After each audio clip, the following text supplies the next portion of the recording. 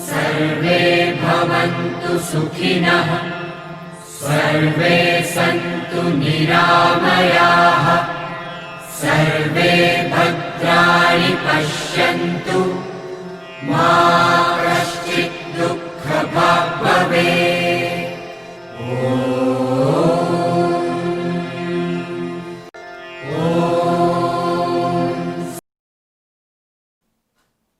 नमस्कार दोस्तों, आप सभी का स्वागत है आपके अपने channel Ayurveda for you by doctor Vivek Tripathi, जहां आपको मिलती हैं आयुर्वेद के विषय में जानकारियां। मैं doctor Vivek Tripathi, BAMS, DAV university Indore से। दोस्तों, आजकल की भागदौड़ भरी जिंदगी में कब्ज अथवा कॉन्स्टिपेशन रोग का होना आम बात हो गई है। कॉन्स्टिपेशन के कारण हमारा पूरे दिन का क्रियाकलाप बिगड़ जाता है। ना तो हमारा किसी काम में मन लगता है, ना ही फ्रेशनेस फील होती है, चिड़चिड़ापन बना रहता है। तो चलिए आज हम इसी विषय पर चर्चा करेंगे और जानेंगे कि कब्ज के कारण क्या हैं, इसके लक्षण क्या हैं, इसका उपचार क्या है और किन घरेलू उपायों के द्वारा हम इसे दूर कर सकते हैं। तो सबसे पहले कब्ज के कारण जान लेते हैं। कम फाइबर युक्त भोजन का सेवन करना। आजकल हम लोग फास्ट फूड पर कुछ ज़्यादा ही निर्भर हो गए हैं और फाइबर युक्त अर्थात रेशेदार फल सब्जी से दूर होते जा रहे हैं। यह एक बड़ा कारण बन रहा है कॉन्स्टिपेशन का। शारीरिक श्रम की कमी। व्यायाम या शारीरिक श्रम का अभाव के कारण हमारे शरीर की मांसपेशियां कमज़ोर होती जाती हैं और इसी क्रम में पेट की मांसपेशियां भी कमज़ोर हो जाती हैं और वह मल को नीचे की ओर सही से धकेल नहीं पाती हैं। मानसिक तनाव।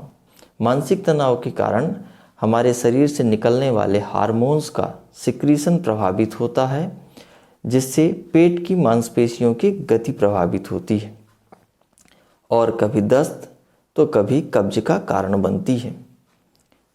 पानी या तरल पदार्थों का कम सेवन। शरीर में पानी की कमी होने से आंतों से सारा पानी सोख लिया जाता है ताकि शरीर के अन्य आवश्यक अंगों को पानी पहुंचाया जा सके, जिस कारण आंतों में पानी नहीं बचता है और मल अत्यधिक कड़ा हो जाता है और फिर उस कड़े मल को त्याग करने में हमें काफ़ी जोर आजमाइश करना पड़ता है। इसके तो ये थे मुख्य कारण। इसके अलावा अन्य कारण भी हैं जिनकी हम बात कर लेते हैं। हेल्थ सप्लीमेंट का अत्यधिक मात्रा में उपयोग। आजकल लोगों में एक ट्रेंड सा चला हुआ है कि हेल्थ सप्लीमेंट लेना है और इसमें आयरन और कैल्शियम जैसे हेल्थ सप्लीमेंट हैं जो मात्रा से अधिक लिए जाएं तो कॉन्स्टिपेशन के कारण बनते हैं। गर्भावस्था। गर्भवती महिलाओं में भी कब्ज की समस्या होती है क्योंकि गर्भाशय का अतिरिक्त दबाव आंतों पर पड़ता है और साथ ही हार्मोन्स की गड़बड़ी भी होती है, जैसे मोटेलिन हार्मोन का स्तर कम हो जाता है। कुछ दवाएं भी कब्ज का कारण बनती हैं, खासकर एंटी डिप्रेसेंट और दर्द निवारक दवाइयाँ।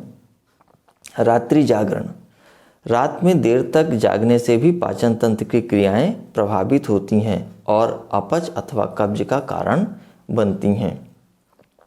इसके साथ ही कुछ बीमारियां भी कब्ज का कारण बनती हैं, जैसे IBS, irritable bowel syndrome, hypothyroidism और आंतों के अन्य कई रोग। इन कारणों के बाद में हम कब्ज से होने वाले लक्षण देखते हैं।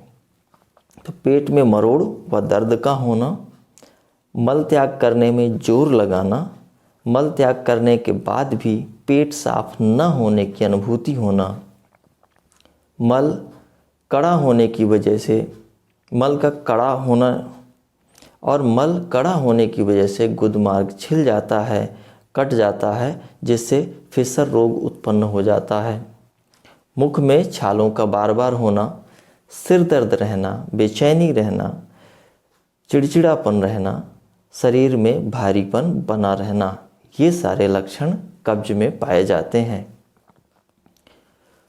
कब्ज की चिकित्सा के लिए देखते हैं कि यदि कॉन्स्टिपेशन बहुत ज़्यादा पुराना है तो हम किसी आयुर्वेद पंचकर्म चिकित्सक के पास में औषधि से पहले पंचकर्म चिकित्सा कराने के लिए जाना चाहिए हमें।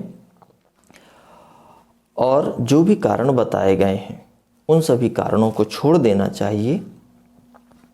औषधि के रूप में हम इच्छाभेदी रस, शंख भस्म, नाराज रस, इनमें से किसी एक को 125 mg से 250 mg की मात्रा में गुनगुने पानी के साथ ले सकते हैं। लहसुन आदि बटी, हींग वादी बटी और गंधक बटी, इनमें से किसी एक को 250 से 500 मिलीग्राम गुनगुने पानी से लेना चाहिए। पंचसाकार चूर्ण, हरितिकी चूर्ण, त्रिफला चूर्ण या सुख विरेचन चूर्ण, इनमें से किसी एक का प्रयोग 3 से 6 ग्राम की मात्रा में गुनगुने पानी से करना चाहिए। अभयारिष्ट 20 ml की मात्रा में बराबर पानी से खाना खाने के बाद सुबह शाम प्रयोग करना चाहिए। यदि आप किसी कारणवश चिकित्सक तक नहीं पहुंच पाते हैं तो हम आपको कुछ घरेलू उपाय बता रहे हैं। इनका उपयोग करके भी काफ़ी हद तक कॉन्स्टिपेशन से बचा जा सकता है, तो इनको भी आप ध्यान से सुने।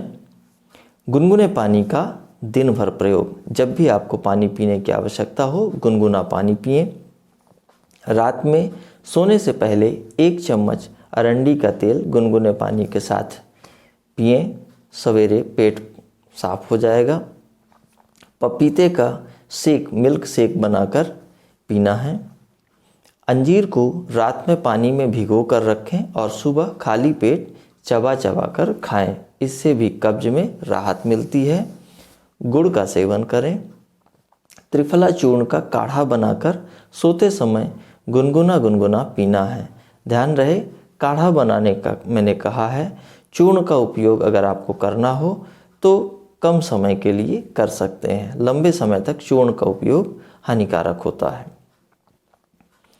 कब्ज से बचने के लिए हमें रेशेदार फल, सब्जी, अनाज का उपयोग करना चाहिए, जैसे मूली, गाजर, अदरक, पुदीना, पत्ते वाली सब्जियां, मूंग दाल, मक्का, जौ, चोकर युक्त गेहूं का आटा, गाय का घी, पपीता, अमरूद, अजवाइन, अंजीर, इन सब का प्रयोग करें।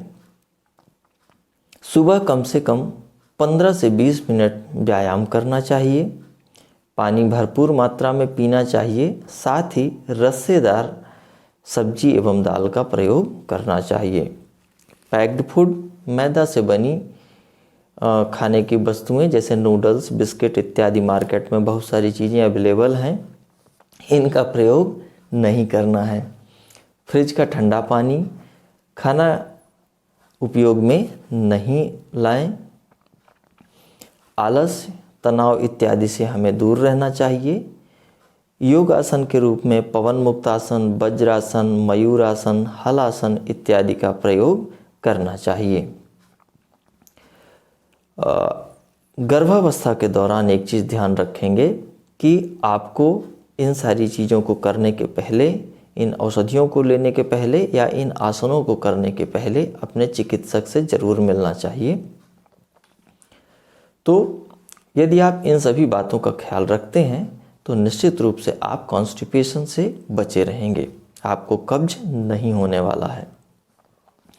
तो चलिए आज के लिए बस इतना ही। यदि विषय आपको पसंद आया हो तो लाइक, शेयर, सब्सक्राइब, कमेंट करिएगा। मिलते हैं अगले हफ्ते एक अन्य विषय के साथ, तब तक के लिए नमस्कार।